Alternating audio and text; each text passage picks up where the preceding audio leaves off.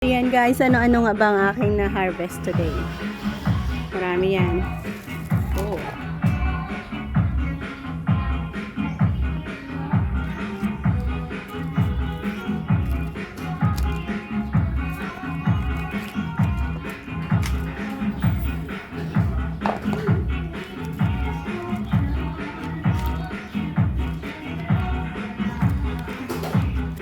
Mostly sigarilyas, okra, sitaw. So yan ang aking mga nakuha ngayon.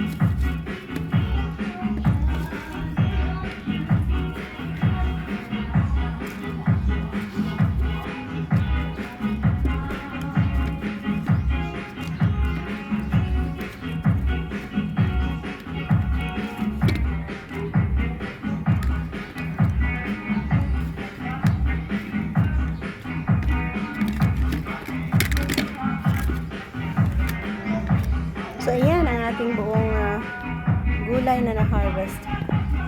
So, pwede natin yung gawing adobong, okras, sigarilyas, at long beans.